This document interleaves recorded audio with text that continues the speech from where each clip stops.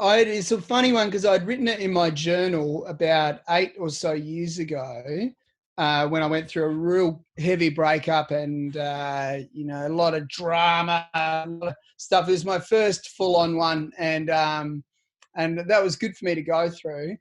And so I kind of entered in this journal, and then separate to that, like a couple of years ago, I had this hook and melody in my head, and I just tried to align those words to that, like the sort of, not your boyfriend, and it kind of kept rolling through.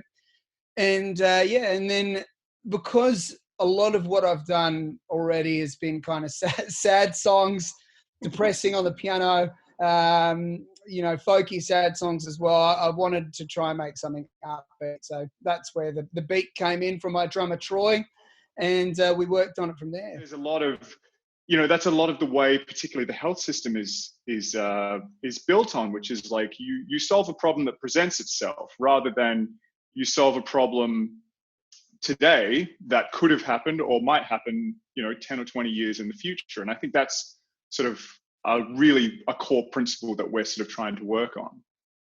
Actually, you make a good point that's where the energy and excitement happens, because that's where the drama happens when there's an intervention.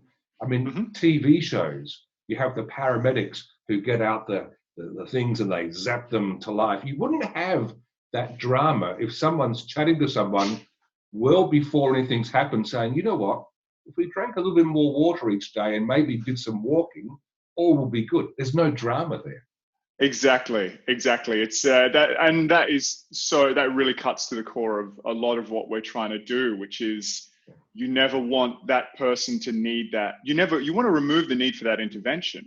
And that in so many ways, particularly when it comes to health and medical, starts so many years before that moment. And it's a strange thing to kind of think about, where it's like, it's a hard thing to measure years down the track, but it's something that we think is so incredibly valuable and so important to change that conversation.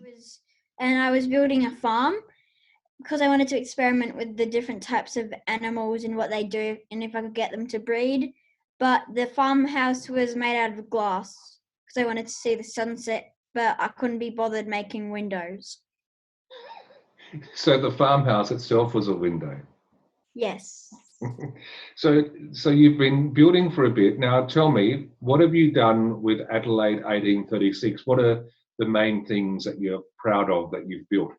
Well, recently I built an art gallery and Foodland.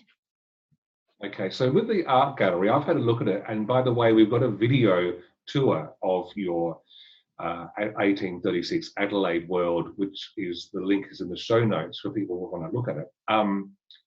You've got actual artwork hanging around the walls. Is that your work? Yes, every piece is mine. The thing I've noticed is the amount of detail in all these things. How long does it take you to build an art gallery? Oh, it probably took 3 days, actually. What, 3 days non-stop? Maybe 2.5. Okay, that's a lot of work. Yeah. And the other one, the Foodland, why did you build a Foodland supermarket in 1836 Adelaide?